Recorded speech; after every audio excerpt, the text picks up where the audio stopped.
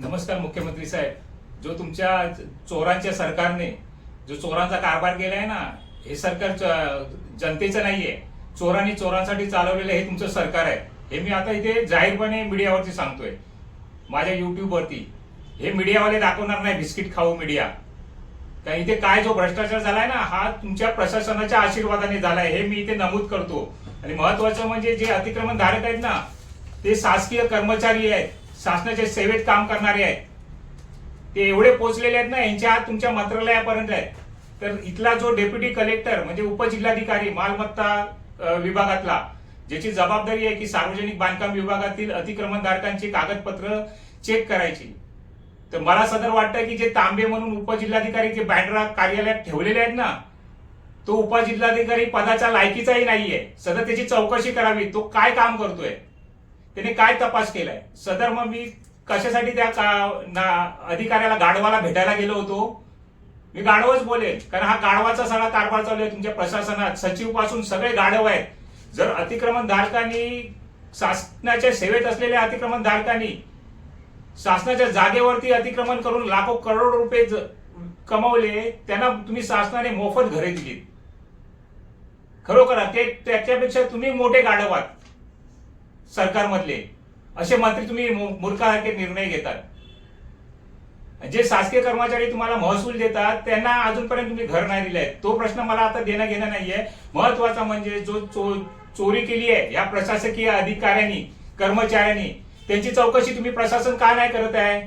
ह्यातले अतिक्रमणधारक कोण आहेत तेच मी आज विचारायला सदर उपजिल्हाधिकारी यांच्या कार्यालयात गेलो होतो. तर तो बोलतो की नाही, आम्ही फक्त यादी बनवून पाठवली आहे.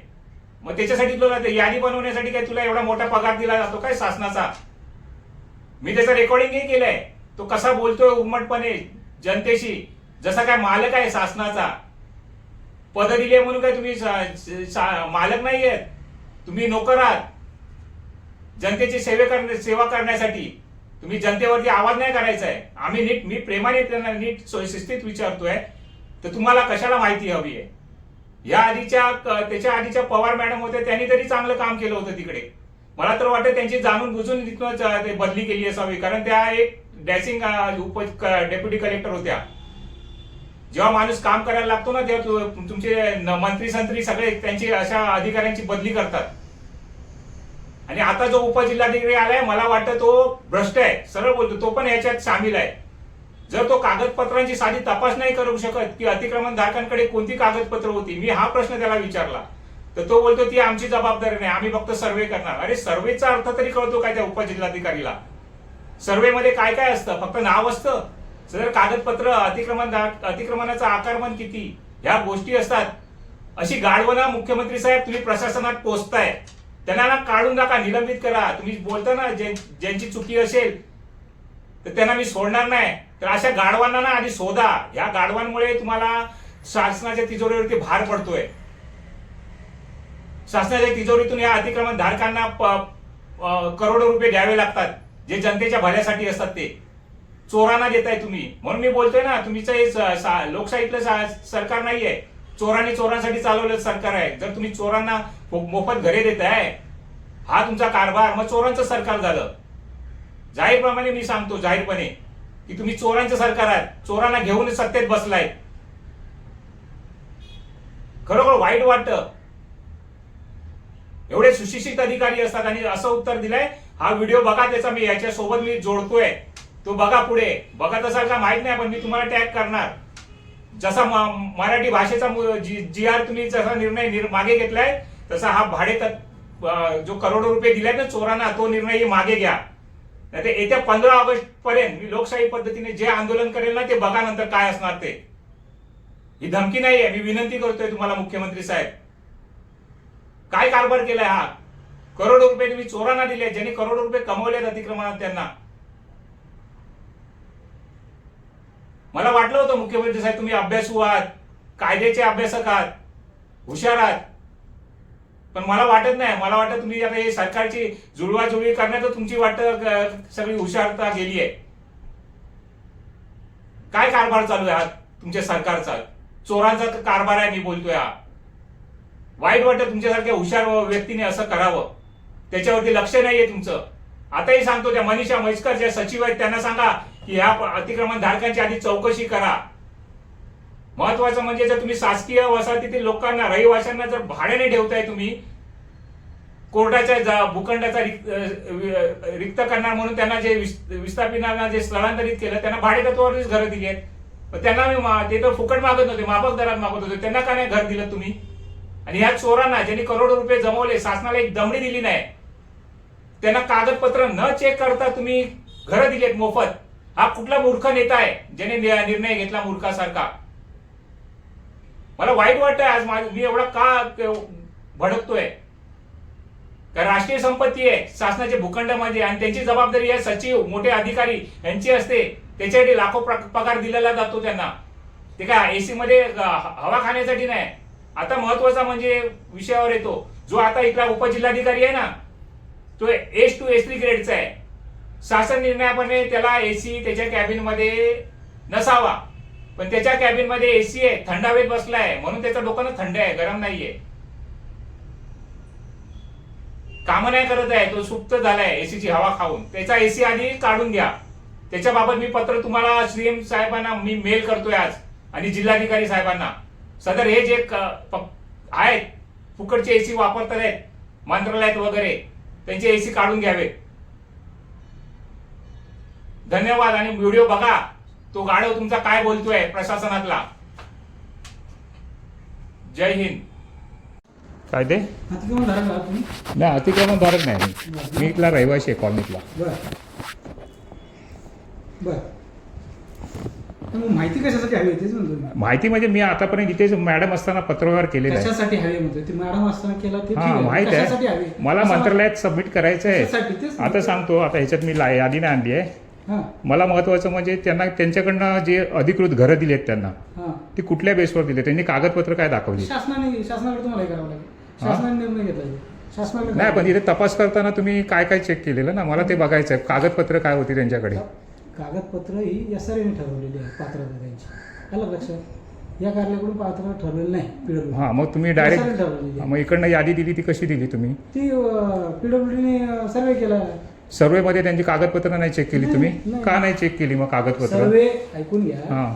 सर्वे कशाचा असतो? हा. सर्वेच्या वेळेस कागदपत्र चेक करायची गरज नाही. काय बोलतो? हा सांगतो तेच हा, सांगतो. चालेल. ओके चालेल बाबा, तुम्ही सिनियर आहात. हा सर्वे हा कशासाठी असतो की PWDच्या जागेमध्ये जी काय हायकोर्टाला जागा द्यायची आहे त्यामध्ये कोणती अतिक्रमण धारक येतात त्याच्यासाठी सर्वे असतो. त्यावेळेस कागदपत्राची गरज नसते. ती यादी केली.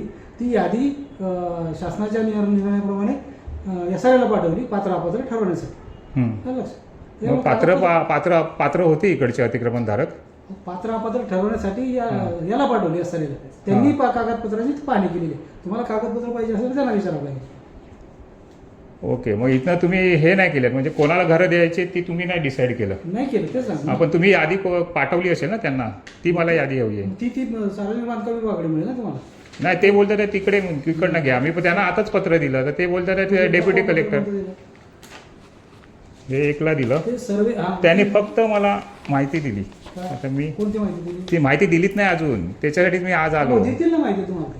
देतील ना, त्यांनाच भेटायला लागेल ना तुम्हाला. भेटून आलो, ते बोलतात तिकडे जावा डेप्युटी कलेक्टरला. हा देखील द्या म्हणा माझ्या त्या पत्रावर उत्तर द्या. त्यांना देखील चालेल. असा का एक एवढं इकडे नाचवणार तिकडनं नाचवणार? वा चालेल. सर्वे त्यांच्या कार्यालयाने केला तर मी कसं देणार तुम्हाला हा माहिती? तेच मी विचारायला फक्त एवढं झालो की मला तसं मग पत्र टाकायला इकडे डेप्युटी कलेक्टर तुमच्या कार्यालयाला. सर्वे जर त्यांनी केला असेल तर मी तुम्हाला यादी कशी देणार? त्या ज्या कार्यालयाने सर्वे केला त्या कार्यालयाने द्यायला पाहिजे की नाही? तिकडची पण देतो. चालेल, त्यांनी उत्तर मला ते दिलंय. चालेल, ओके, धन्यवाद. तुमच्याकडे नाही आहे ना म्हणजे ती यादी? चालेल. त्या कार्यालयाचं तुमचं नाव काय बोललात साहेब? तांबे. तांबे, डेप्युटी कलेक्टर. चालेल, ओके, धन्यवाद. बघितलंच मुख्यमंत्री साहेब आणि जनता मायबाप बघा, हे असे प्रशासनात माधुरडे अधिकारी बसले. सदर व्यक्ती कोण होती माहिती आहे? डेप्युटी कलेक्टर म्हणजे एक उच्च शिक्षित अधिकारी. त्याची बोलण्याची पद्धत बघा. मी त्याच्याशी कुठली आर्ग्युमेंट नाही करत होतो, फक्त त्याला माहिती विचारत होतो. ती पण का माहिती आहे? हा सार्वजनिक बांधकाम विभागातीलच एक उपजिल्हाधिकारी आहे, खास मालमत्ता विभागात नियुक्त झालेला. लाखो पगार घेतो हा, पण त्याची बोलण्याची पद्धत आणि कामाची पद्धत बघा.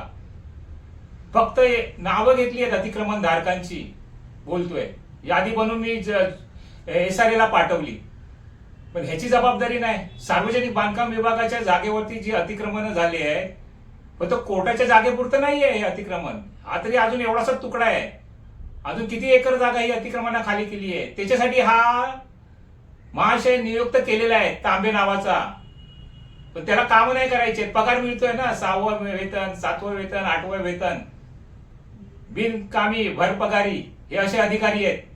एसीची हवा खायची फुकटची, शासनाचे सवलती घ्यायच्या, कामं काय नाही करायची. का ह्या अधिकाऱ्याची, जिल्हाधिकारी कलेक्टर सारख्या अधिकाऱ्याची जबाबदारी नाही की ही अतिक्रमण कशी झाली आहे, त्यांच्याकडे कोणती कागदपत्र आहेत, त्याचा तपास करायची जबाबदारी नाहीये, त्याचं कर्तव्य नाहीये. फक्त एवढंच आहे, नोटीस पाठवायचं आणि त्यांची फक्त नावं घ्यायची. सखोल तपास करायची जबाबदारी ह्या एवढ्या मोठ्या अधिकाऱ्यांची असते. पण कामं बघा कुठे दमडीची कामं नाही करत आहेत आणि यांना शासन लाखो रुपयाचा पगार देतं. म्हणून तो बोललो ना, लायकी नाहीये यांची पदावरती एवढ्या बसायची. शासन अशा लोकांना, गाढवांना ठेवतंय अशा पदांवरती. म्हणून हे जागा ना, भूखंड एवढी अतिक्रमणा खाली जात आहेत. असे जे सफेद हत्ती पाळलेत ना शासनाने, ते आधी ना हकलवा, त्यांना फुकट पोचू नका. काही कामाचे नाहीये, मंत्रालयात पण आहेत असे.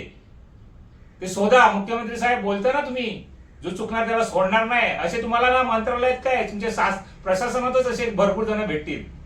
शोधा जरा त्यांना. लोक तक्रारी करतात त्यांच्या, पण वरपर्यंत जायला देत नाही.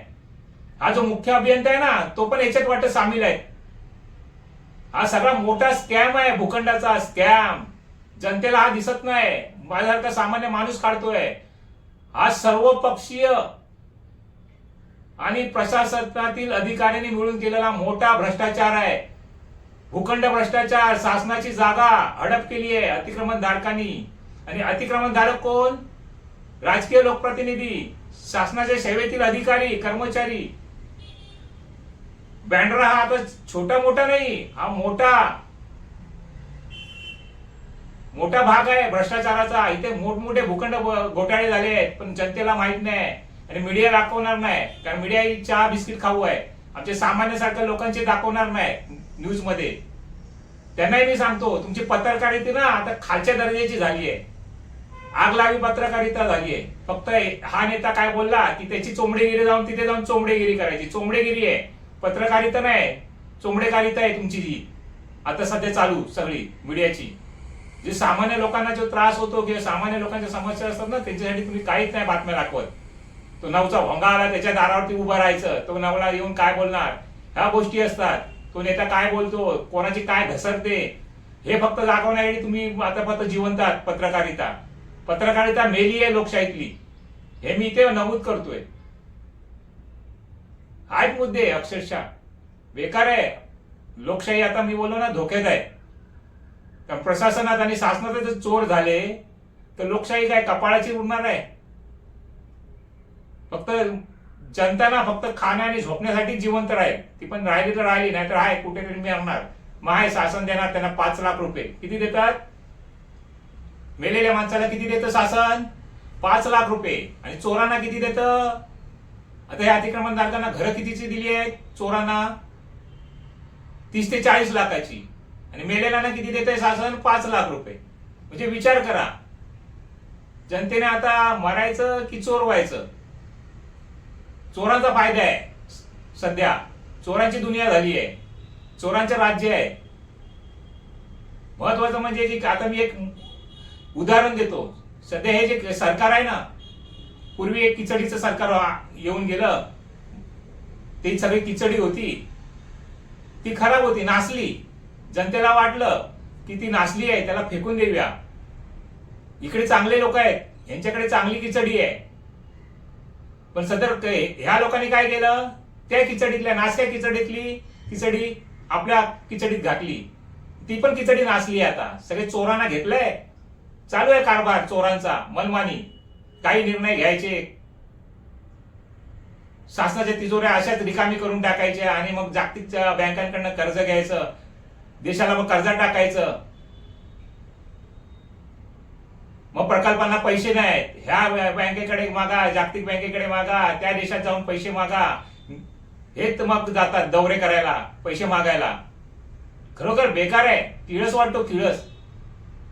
सुधारा मुख्यमंत्री साहेब, पंतप्रधान नरेंद्र मोदी जे बोलताय ना भ्रष्टाचार मुक्त भारत, काय नाही भ्रष्टाचार युक्त भारतच झालाय हा. काही नाही भ्रष्टाचार मुक्त. ती ईडी आहे का माहित नाही, ईडीला पगार देत आहे का माहित नाही. आता ईडी तर गायबच झालीये, आग पण लागली. म्हणजे मला वाटतं ती आता जळूनच गेली. आता ती ईडी आता कुठेतरी बीएमसीच्या महानगरपालिकेच्या काळात कुठेतरी बाहेर येईल, दिसेल वाटतं. ईडीचे अधिकारी आहे का ईडीचा? आता हे ईडी यंत्रणा आता देशात ती पण माहित नाही. ती फक्त निवडणुकीच्या काळात ईडी यंत्रणा जागी होते. लोकांना, जनतेला सगळं कळतंय, पण जनता बोलू शकत नाही. पण हा मी अरुण ओटवकर, एक सामान्य नागरिक, आवाज करतोय आता. मी कुठल्या पक्षाचा नाहीये बोलायला. सगळेच चोर आहेत, कुठला पक्ष राहिलेला नाही. राजकीय पक्ष तर सगळे भ्रष्ट आहेत. म्हणून बोला ना, बँडराज जो भ्रष्टाचार झालाय तो सर्व पक्षीय भ्रष्टाचार झालाय. एसआरए अंतर्गत एक बिल्डिंग झाली खोटी, त्या विरोधातही मी तक्रारी केल्या आहेत. एसआरए काय मंत्रालयात केलेल्या आहेत, सीएम ला केलेल्या आहेत. तो प्रकल्प मध्ये चालू होतो, मग तक्रारी केल्यावर ते बंद ठेवतात तात्पुरतं. आणि तो पण मी सांगतो ना, काही दिवसात अधिकृत होणार. तोही मोठा भूखंड घोटाळा आहे. शासनाच्या जागेवरती खोटा एसआरए प्रोजेक्ट उभा केलाय, त्याची कागदपत्र माझ्याकडे आहेत. एवढं सगळं प्रशासनात चालू आहे, शासनात चालू आहे, राज्यात चालू आहे. घाणेरडा प्रकार. जनता फक्त काय बोलते, पेट्रोल महाग झालंय, महागाई वाढते. काय नाही महागाई वाढत आहे, हे असे पैसे ना खातात आहेत तिजोरीतले. म्हणून जनतेला ना महागाईचे चटके बसतात आहेत. शेती वगैरे सगळं व्यवस्थित आहे, तेल पण बाहेरच्या देशातनं बरोबर येत आहे. पण महागाई का वाढते, तर ह्या चोरांमुळे वाढते. देशाचा अर्धा पैसा हे राजकीय लोक खातात आहेत.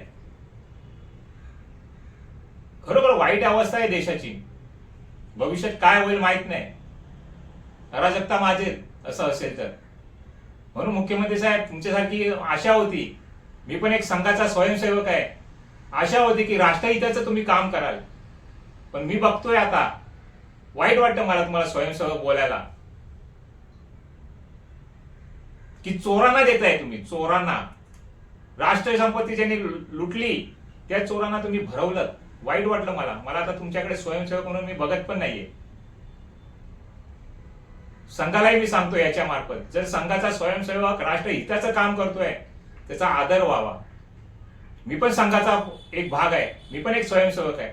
वाटत होतं एक स्वयंसेवक राज्यात चांगलं काम करतोय, पण हा स्वयंसेवक मला नाही पटला. म्हणून मी संघाला पण या मार्फत मी निरोप पोहोचवतोय की एक स्वयंसेवक ज्याचं नेतृत्व एका राज्याचं नेतृत्व एका स्वयंसेवकाकडे आहे, तो असा कारभार करतोय. राष्ट्रीय संपत्ती शब्द वापरतो, राष्ट्रीय संपत्ती तो असाच लुटून घालवतोय. शासकीय जागा, हे भूखंड एक ना राष्ट्राची संपत्ती असते, ती तुम्हाला राखता येत नाही.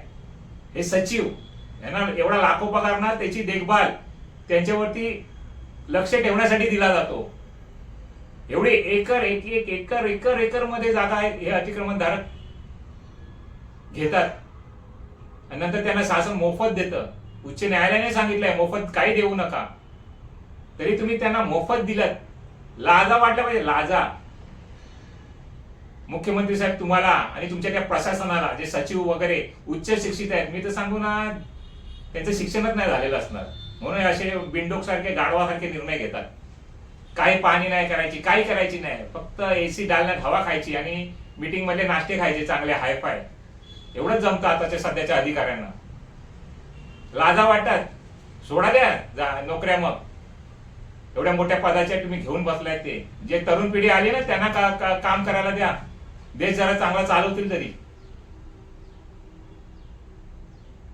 हे आय एस अधिकारी कुठल्या याच्यातनं सिलेक्ट झाले हे पण माहित नाही. मध्ये जर एमपीएससी युपीएससी चे घोटाळे झाले, त्यातले तुम्हाला मला वाटतं या सगळे आय एस अधिकारी आहेत. म्हणून आता ही अशी अवस्था आली आहे प्रशासनाची.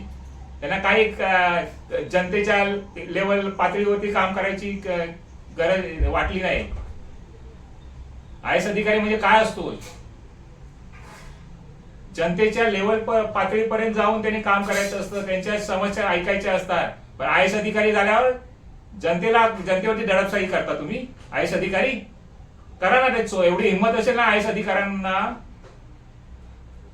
तर त्या चोरांवरती करा ना. त्यांची नाही, त्यांच्यावरती दडपशाही किंवा हुकुमशाही करता येणार नाही का? तर तुम्हाला आता बोललो असतो आणि बोलावंच लागतं. पोचतात, सरळ बोलतो मी. पेट्या पोचल्याशिवाय हे सगळे कारभार होत नाही. एवढा मोठा भूखंड भ्रष्टाचार हा वरपर्यंत पोचल्याशिवाय होत नाही. अतिक्रमण सगळं हे प्रशासनाच्या आशीर्वादाचंच अतिक्रमण झालेलं आहे. मी काढतोय ही सगळी माहिती, ऑलरेडी मी काढलेली आहे, पण आता नवीन आणखीन त्यात ना काय काय मुद्दे काढतोय आणि मी लढणार, प्रशासनाची लढणार, मुख्यमंत्री साहेब तुमच्याची लढणार आली. महत्वाचं म्हणजे तर तुमच्यासारखा हुशार व्यक्ती असा बिंडोक सारखं काम करतो ना, मला लाज वाटते तुमची. व्हिडिओ बघत असाल की नाही, पण तुमचे बीजेपीचे किंवा कोणाकडे तरी जाणार आणि पोचतोय, मंत्रालयात पोचतोय, कारण आमची शासकीय वसाहतीतील लोक बघतात आहेत माझा व्हिडिओ हा, आणि मी सोशल मीडियावरती भरपूर व्हायरल केलाय. नक्कीच बघत असणार, पण तुम्हाला लाज वाटत असणार. जर असे तुमच्यात हिंमत तर या अरुण ओटवकरला मंत्रालयात बोलवा. त्या मनीषा म्हैसकर, मुख्य सचिव, पीडब्ल्यूडी सचिव आणि मुख्य अभियंता यांना मी काही प्रश्न विचारतो. असे हिंमत तर मला मंत्रालयात बोलवा. मी दिलंय तुम्हाला एक निवेदन, बघू तुम्हाला ते तरी वाचायला वेळ भेटताय की तुम्हाला एवढ्या उच्च शिक्षितांना ते मराठी पत्र वाचलंय की नाही, आणखी वाचता आलंय का नाही हेही माहित नाहीये. वाचलं असेल तर बोलवा, मी यायला तयार आहे. मला लेखी पत्र पाठवा, येईन मी मंत्रालयात, बघू तुम्ही काय कारभार केलाय तो. जर असा मी चुकीचा असेल, मी तिथे जाहीरपणे तुमची त्या मीटिंग मध्ये माफी मागेन, कान पकडून. पण चुकी ही तुमची चुकी दाखवणार मी, कारण चुकलाय तुम्ही, शासन प्रशासन चुकलंय आणि मला भाग पाडलाय आता सामान्य नागरिकाला आता हे असं बोलायला. मी कुठल्या राजकीय पक्षाचा नेता नाहीये की मला याने ठेवलाय त्याने ठेवलाय बोलायला. मी एक सामान्य नागरिकातलाच सामान्य माणूस आहे. पण जे बघतोय ना, सामान्य नागरिक घाबरतो प्रशासनाशी लढायला. पण आता ना पुढे लढायचीच वेळ आली आहे जनतेला. प्रशासनाशी लढा, घाबरू नका. हे अधिकारी काय मोठे नाही झाले आहेत, ते तुमच्या सेवेसाठी तिथे नियुक्त केलेले आहेत. फक्त एवढंच की ते दालनात बसतात आणि लोकांना वाटतं की साहेब आहे, घाबरा त्यांना, आदर करायचा. जर तो आदराच्या लायक असेल अधिकारी, आदर करा. आदराच्या नाही लायक असेल तर त्याचं फादर काढा मग तिकडे. कारण तो शासनात जो रुजू झालाय ना, त्या पदावरती बसलाय, तो जनतेच्या सेवेसाठी बसलाय, मालक म्हणून नाही. आता जो अधिकारी बोलत होता ना, त्याची भाषा मुख्यमंत्री साहेब उर्मट होती, अशोभनीय होती, अशिक्षितपणाची होती. कारण त्याने साऱ्या सर्वे मध्ये कागदपत्रांची पाहणी नाही केली, यादी फक्त SRA ला पाठवली. का तर कोर्टाचा दबाव काही नाही आला. आम्हाला जनतेला माहिती आहे, सगळं आम्ही माहिती घेतली आहे. तुम्ही प्रशासन आमच्या रहिवाशांवरती दडपशाहीने आणि हुकुमशाहीने आता आमचं स्थलांतरित केलंय. मी तुम्हाला एक चॅलेंज देतो, माझंही स्थलांतरित होणार आहे माझ्या घराचं. जोपर्यंत माझा निर्णय होत नाही मी हे घर सोडणार नाही. तुम्ही काय कायदेशीर कारवाई करायची ना शासनाने, मनीषा म्हैसकर मॅडम करा तुम्ही कारवाई. तुम्ही स्वतः या माझं घर स्थलांतरित करायला. एकीकडे सार्वजनिक बांधकाम विभागातले उपअभियंता सांगतात आहेत की तुम्हाला ती अतिक्रमणात घर वाटप झालेली यादी तुम्हाला उपजिल्हाधिकारी देतील, आणि उपजिल्हाधिकारी कार्यालयात गेल्यावर तो बोलतो माझ्याकडे नाही. म्हणजे किती हा खोटारडा कारभार. म्हणजे सगळे चोर आहेत सगळे. मला तर वाटतं पुरा मंत्रालयापर्यंत हा मोठा स्कॅम झालेला आहे. म्हणून बोललो मुख्यमंत्री साहेब, ह्याच्यातच तुम्हाला भरपूर भेटतील मासे. पकडा, यांची चौकशी करा.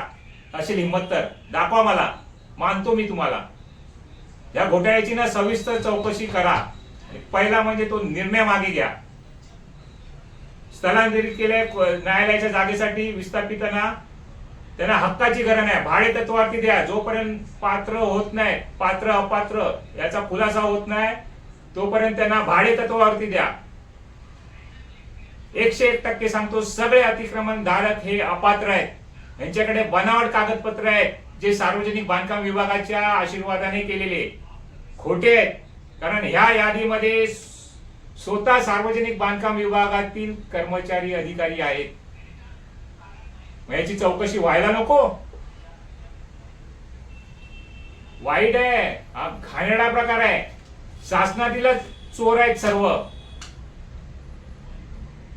आणि त्यांना आशीर्वाद या राजकीय नेत्यांचा, राजकीय लोकप्रतिनिधीचा, स्थानिक खूप आहे. अजून हा तरी सार्वजनिक बांधकाम विभागाच्या भूखंडाचा बोलतोय. इथे जिल्हाधिकारी म्हणजे कलेक्टर लँड वरती झालेला भूखंड घोटाळा पण मोठा आहे. एकाने तर अक्षरशः चित्रपट गृह, सिनेमॅक्स थिएटर गिळंकृत केलंय मोठ्या उद्योजकाने, कलेक्टरच्या आशीर्वादाने. ते कलेक्टरला माहित असून त्याच्यावरती दखल घेत नाहीये. कित्येक वर्ष झाली. जो कलेक्टर येतोय, चला भेटताय ना, कशाला? लोकांना नाही भेटलं चित्रपटगृह हक्काचं तरी चालेल, त्याच्यासाठी मी पाठपुरावा केलाय. तो मी नंतर करणार आहे मुख्यमंत्री साहेब तुम्हाला. बीएमसीच्या जागेवरती अतिक्रमण आहेत, MMRDA च्या जागेवरती अतिक्रमण आहेत. मग हे लाखो रुपये पगाराचे मोठमोठे अधिकारी कशाला शासन पोचताय? त्यांना आधी हकलवा. जबाबदारी, कर्तव्य त्यांना माहित नसतील ना त्यांची स्वतःची. फक्त एसीच्या दालनात बसून आपला रंग सांभाळायचा, आपले कपडे खराब होऊ नये म्हणून एसीच्या दालनात आणि महागड्या गाड्यांमध्ये फिरायचं शासनाच्या, ते बंद करा. जावा बघा त्या भूखंडावरती काय चालू आहे ते, तिकडची प्रशासकीय यंत्रणा काय काम करते, स्थानिक चौकशी होते काय नाही होत. सगळा मध्ये मध्ये मध्ये मध्ये सत्य पैशाची जुळवाजुळव करून सगळं राष्ट्रीय संपत्ती लुटतात आहेत तुम्ही चोर लोक प्रशासनातीलच. जर प्रशासनातच चोर भरलेले असतील तर काय जनतेला न्याय मिळणार? आणि तोच मला एवढी वर्ष मिळाला नाही न्याय. माहिती आयुक्तांकडे पण माझ्या हे झाले सुनावण्या, तिथेही मला न्याय नाही मिळाला. आयुक्त सारखा माणूस जो एका माहितीच्या अधिकाऱ्याची दखल नाही घेत आहे अजूनपर्यंत. लाज वाटते. आयुक्त सारख्या दर्जाच्या, एवढ्या तुमच्या वरिष्ठ दर्जाच्या अधिकाऱ्यांकडनं ही अपेक्षा असते. अशी कामाची पद्धत नाही, लायकीचे नाही तुम्ही प्रशासक आहे म्हणून मी तुम्हाला ना जाहीरपणे गाढव बोलतो. गाढव भरली आहेत प्रशासनात, म्हणून आज सगळी ना कामं होतात ना प्रकल्पाची सगळी भ्रष्ट. रस्ते काय तुंबतात आहेत, नाले काय तुंबतात आहेत, मुंबईची तुंबई काय होते, ह्याला जबाबदार हे मोठे अधिकारी आहेत. काही नाही, यांचे मेंदू काम नाही करत आहे. त्याच्यावरती पण मी एक सविस्तर व्हिडिओ बनवणार आहे. मुंबई कमिशनर त्यांच्यावरती. आता जो हा मुद्दा आहे ना मुख्यमंत्री साहेब, मी तुम्हाला चॅलेंज देतो. मुख्यमंत्री साहेब चॅलेंज बा शब्द वापरलाय. असेल तुमच्यात हिंमत, तुम्ही खरोखर प्रामाणिक मुख्यमंत्री असाल तर ह्या भूखंड भ्रष्टाचाराचा तपास करा. नाहीतर या 15 ऑगस्टला जे मी आंदोलन करेन ना त्याला सदर जबाबदार मुख्यमंत्री साहेब तुम्ही असणार. कारण 15 ऑगस्ट हा दिवस काय आहे माहिती आहे? स्वातंत्र्य दिवस असतो देशाचा. आज ना जनता स्वातंत्र्य नाहीये, नावाला फक्त स्वातंत्र्य आहे. इंग्रज गेले, इंग्रजांनी जेवढा देश लुटला नसेल ना तेवढा राजकीय लोकांनी तुम्ही आणि प्रशासनातील लोकांनी लुटलाय. हे पण मी ते जाहीरपणे सांगतो. इंग्रज तरी चांगलं भलं करून गेले देशाचे, इथे तुम्ही भले नाही करत आहेत. रस्त्याला तडे जातात आहेत नवीन नवीन प्रकल्पांना, तिथे मेट्रो मध्ये पाणी तुंबतंय, गळती होते,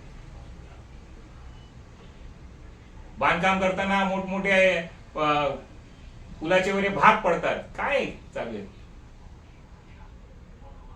खरोखर घाण आहे, गलिच्छ प्रकार चालू आहे प्रशासनात. आज मी आज तळमळते नाही, सामान्य नागरिक बोलतोय. बघा मुख्यमंत्री साहेब पटलं तर, आणि मी पुढेही आवाज हा उठवत राहणार जोपर्यंत तुम्ही शासनाचा तो निर्णय मागे. जसा मराठी भाषेबद्दलचा जो एवढा आवाज उठवला, मी काय राज ठाकरे नाहीये, मी सामान्य माणूस आहे. पण सामान्य माणूस पण आवाज उठवणार. बघा एक दिवस ते राज ठाकरे साहेबांनी किंवा बाकीच्या राजकीय लोकांनी जे काही केलं असेल ते कशासाठी केलंय माहित नाही. केलं ते चांगलं केलं मराठी भाषेसाठी, पण त्याच्या मागे काय होतं काय नाही हे माहित नाही. केलं ते चांगलं होतं, पण तो निर्णय तुम्हाला पटला म्हणून तुम्ही निर्णय मागे घेतला. का चुकीचा आहे का ते तुम्हाला माहित, जनतेलाही माहित आहे तो थोडा फार चुकीचा होता. तसा हा निर्णय 101% चुकीचा आहे. जिथे तपासच नाही केलाय, अतिक्रमण धारकांच्या कागदपत्रांची चौकशी नाही केली आहे, ते अतिक्रमण धारक कोण आहेत हे तुम्ही बघितलं नाहीये, तपासलं नाहीये, त्यांच्यावरती कुठली कारवाई नाही केली आहे, आणि तुम्ही त्यांना मोफत शासनाच्या तिजोरीतनं घरं दिली.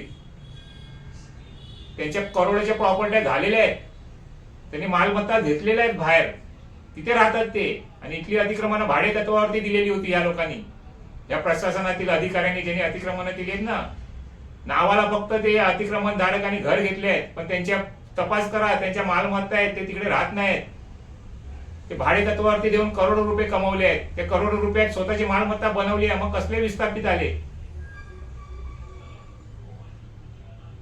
या गोष्टी तुम्हाला कळायला पाहिजे प्रशासनाला. फक्त एवढंच की न्यायालयाला भूखंड द्यायचा आहे, चला सगळ्यांचं भलं करा, स्वतःचंही भलं करून घ्या. नाही, पण मी देणार नाही. मी उच्च न्यायालयाला पण हा विषय सांगणार आहे. मी जाणार, याचिका दाखल करणार याच्या विरोधात, जो शासनाने कारभार केलाय ना त्याच्या विरोधात. कारण मी लढतोय, खाऊ नये 10 वर्ष लढतोय मी शासनात या अतिक्रमणाच्या विरोधात. आणि त्याच्यावरती तुम्हाला शासनाला पाणी घालायला, पाणी फिरायला देऊ, मी सोडणार नाही. मुख्यमंत्री साहेब, तुम्हाला न्यायालयात मी बोलवणार. म्हणून सांगतोय, आता तपास करा, ती वेळ येऊ देऊ नका. तुम्ही जर हुशार आहात, एका स्वयंसेवकाला, एका स्वयंसेवकाला पाडणं बरोबर वाटत नाही. म्हणून मी तुम्हाला सांगतोय, चांगलं काम करा. मी जाहीरप्रमाणे माफी मागेन तुमची, दाखवा मला करून. जय हिंद.